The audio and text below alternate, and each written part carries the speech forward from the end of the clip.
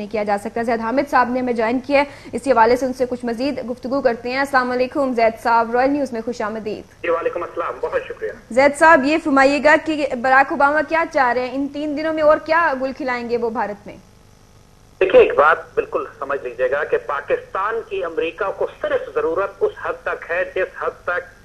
امریکہ افغانستان میں اپنے لیے کوئی باہر نکلنے کا راستہ نہ تلاش کر لے جی۔ اور دوسرا امریکہ کے لیے جو سب سے بڑا ایشو ہے وہ یہ پاکستان کے ایٹمی ہتھیار ہیں جی۔ اس پورے خطے میں جو پرٹیکولرلی جو ساؤتھ ایشیا کا یہ پورا خطہ ہے، یہاں پر امریکہ کا ایک ہی دوست ہے اور وہ انڈیا ہے۔ جی۔ انڈیا کے ساتھ ان کے 21ویں صدی کے تعلقات ہیں، یعنی یہ وہ تعلقات ہیں کہ جو شارٹ ٹرم نہیں بلکہ یہ 21ویں صدی میں تعلقات کو رکھنا چاہتے ہیں۔ اس کی ایک وجہ تو چین کے خلاف محاذ تیار کرنا ہے، انڈیا کو تیار کرنا ہے، اور دوسری طرف اسلامی ایکسٹریمزم جسے یہ کہتے ہیں، یعنی اسلامی انتہا پسندی یا اسلامک بم جو ہے اس کے مقابلے پر اگر ان کو متبادل علاقہ بیس مرکز کوئی چاہیے تو وہ انڈیا ہے، جو پاکستان اور اس پورے خطے میں امریکنز کے لیے ایک ایسٹ کا کام کرتا ہے۔ لہٰذا اگر آپ ان دو آبجیکٹیوز کو سامنے رکھیں، 21ویں صدی کے لانگ ٹرم ان کے جو اقتصادی، فوجی، معاشی اور علاقائی مفادات ہیں، دوسری طرف چین کے خلاف، اور تیسرا پاکستان میں اور اسلامی انتہا پسندی جس کو یہ کہتے ہیں اس کے خلاف، لہذا یہ تمام تر امریکن اور انڈین انٹرسٹ ایک نقطے پر ملتے ہیں جا کر۔ یہ ہو نہیں سکتا کہ امریکہ اور انڈیا ایک دوسرے کے خلاف کام کریں اس وقت۔ جی، تو ان کے جو 3 مقاصد جیسے کہ آپ نے بھی بجائے فرمایا، چین کی بڑھتی ہوئی جو اقتصادی اور فوجی طاقت ہے اس کے مقابلے میں بھارت کو کھڑا کرنا، پھر پاکستان کو خطے میں تنہا کرنے کی حکمت عملی، اور اس کے علاوہ ایک جو تیسرا مقصد ہے جس پر کہ ڈیٹیل سے ہم ڈسکس کرنا چاہیں گے، جو بلوچستان کو ایک وہ الگ کرنے کا منصوبہ بنا رہا ہے پاکستان میں، اور ایک عرصے سے بھارت کی کوشش ہے وہاں پر جو ہے وہ سرگرمیاں وہاں پر اس نے جاری رکھی ہوئی ہیں، اور دہشت گردی بھی وہاں پر پھیلائی جا رہی ہے، اور ڈائریکٹ بھارت انوالو ہے بلوچستان کے حالات کو اس نعش تک پہنچانے میں۔ تو آپ کے خیال سے یہ تینوں مقاصد جو ہیں اس وقت ان پر کتنا غور کیا جا سکتا ہے اور کیا حکمت عملی وضع کی جا سکتی ہے؟ دیکھیے، ایک بات آپ صرف نوٹ کیجئے کہ اگر امریکہ کو افغانستان میں خطرہ ہے، امریکہ پاکستان سے ڈو مور کا تقاضا کرتا ہے، تو اس کو امریکہ کو یہ کہنا چاہیے کہ پاکستان افغان طالبان کے خلاف، حکمتیار کے خلاف، حقانی کے خلاف کارروائی کرے۔ انڈیا میں جا کے وہ بیان دیتے ہیں کہ لشکر طیبہ اور جیش محمد جو ہے وہ دہشت گرد تنظیم ہے،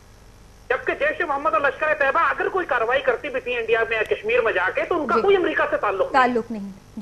یہ بنیادی طور پر اس وقت امریکن انڈیا کی زبان بول رہے ہیں، جسے انگریزی میں کہتے ہیں کہ Indians want to fight to the last American, یعنی آخری امریکی سپاہی تک انڈین جو ہے پاکستان سے جنگ کرنا چاہتے ہیں۔ خود تو ہمت ہے نہیں، خود تو ہمیشہ یہ کوشش کر چکے ہیں جو مرضی پاکستان کو توڑنے کی، اگر ان میں ہمت ہوتی تو ہمیں آج تک کھا چکے ہوتے یہ۔ لیکن اللہ کا فضل ہے کہ ہم سے تو آنکھوں میں آ کے ڈال کے بات اس لیے نہیں کر سکتے کہ ہم نے 1000 سال مسلمانوں نے حکومت کی ہے ان کے اوپر، کہ جو مرضی کر لیں احساس کمتری کا شکار ہے مسلمانوں کے مقابلے پہ، اور یہ ہمیشہ ہمیں مغرب سے بٹوانے کے چکر میں رہتے ہیں، اور ابھی تک یہ اسی کا جو ہے ان کا، ابھی تک ان کی وہی جو ان کے دل میں ایک بات ہے اس کا زہر بار بار وہ اگلتے ہیں، اور یہ یہی چاہتے ہیں کہ جس طرح آپ کو یاد ہوگا کہ 9/11 کے بعد جب امریکہ افغانستان پر حملے کی بات کر رہا تھا، اس وقت بھی انڈیا نے کوشش کی تھی کہ صاحب آپ کو ہم بیسز دیتے ہیں، انڈیا میں امریکن اڈے ہم مہیا کرتے ہیں، آپ افغانستان پہ نہ، آپ پاکستان پر حملے کریں۔ یہ اس کی اسٹریٹجی سمجھ لیجیے گا آپ، اور اس کے لیے انڈیا ہر حد تک جانے کو تیار ہے کہ کسی طرح امریکہ سے پاکستان کو بٹوائے۔ اور اچھا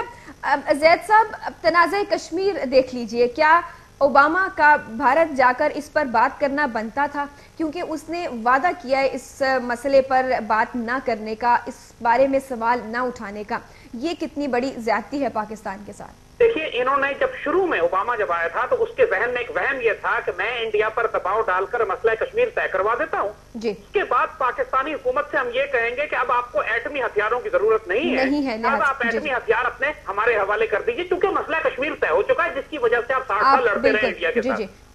اب مسئلہ یہ ہے کہ ایک طرف تو یہ بات انڈیا کو سوٹ کرتی تھی کہ پاکستان سے ایٹمی ہتھیار لے لیے جائیں، لیکن انڈیا کو یہ سوٹ نہیں کرتا تھا کہ مسئلہ کشمیر پہ کسی قسم کی کوئی پیش رفت ہو اس معاملے کے اوپر، کیونکہ وہ انڈیا کے مفاد کے خلاف جاتا تھا، اور سرے سے کہ وہ مسئلہ حل ہو، بھارت یہ چاہتا ہی نہیں، اس مسئلے کو تو حل نہیں کرنا انہوں نے۔ لہٰذا آپ کو یاد ہوگا کہ شروع میں ہولبروک کے ساتھ جو ایسپیکٹ ڈاکٹرن میں جو ہولبروک کو مینڈیٹ دیا گیا تھا، اس میں کشمیر کو شامل کیا گیا تھا، اور انڈیا نے اس پہ اعتراض کیا تھا، جس کو اس کے بعد ہولبروک سے کشمیر کا مینڈیٹ فائل نکال لی گئی تھی اس کے پورے مینڈیٹ سے۔ لہٰذا یہ انڈیا کا اعتراض جو ہے ایک طرح سے پاکستان کے مفاد میں چلا گیا، اب اوباما کے پاس کوئی لیوریج نہیں ہے کہ اوباما پاکستان پر یہ دباؤ ڈال سکے کہ سب انڈیا سے تو ہم نے آپ کی دوستی کرا करा दी, लिहाजा आप अपने बिल्कुल, और जो आपने अपनी डिटरनेंस बरकरार रखी हुई है उसको जो है वो आप रोल बैक कर ले। दोस्ती तो करा नहीं सके, लिहाजा ये पाकिस्तान को कुछ कह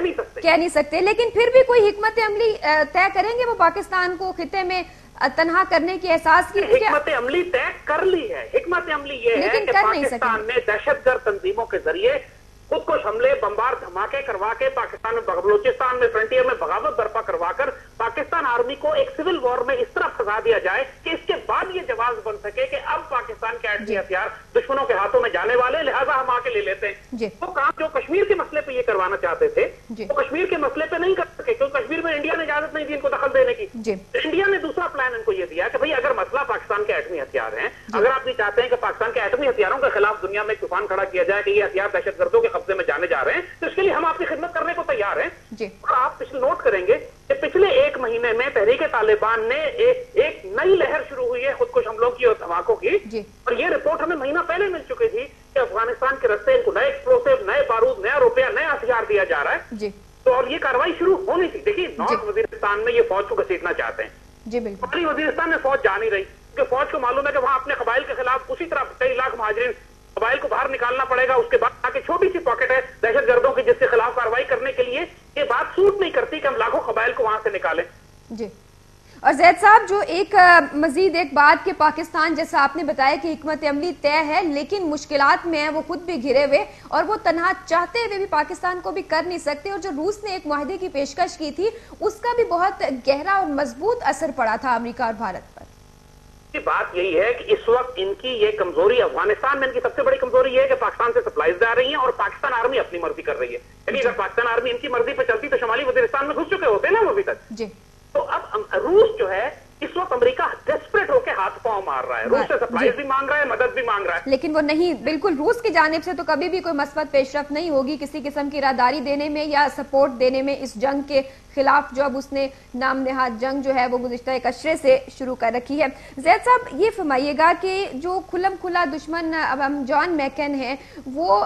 उनका कुछ अलहदा ज़ाती दुश्मनी होगी पाकिस्तान के साथ कि उन्होंने इस दौरे में एक और बात जो है, इसी दौरे के दौरान उन्होंने ये गौहर अफशानी की, बल्कि जहर उगला कि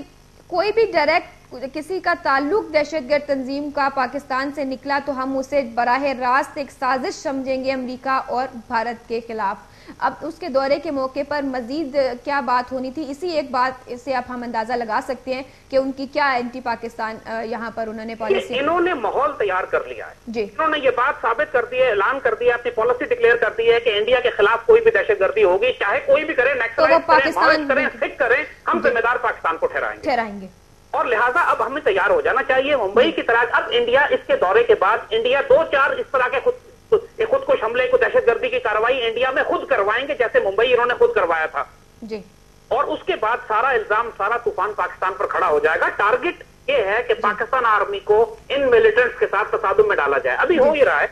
कि जो पाकिस्तानी जिहादी ग्रुप जिनको डिसबैंड कर दिया गया था, जिनको कश्मीर में कार्रवाई करने से रोक दिया गया था कई बरस पहले, लश्कर तैयबा तो खत्म ही हो गई, जमात दावा जब सिर्फ रिलीफ कामों में रह गई है, और उसके बाद जैश ए मोहम्मद वगैरह, आर्मी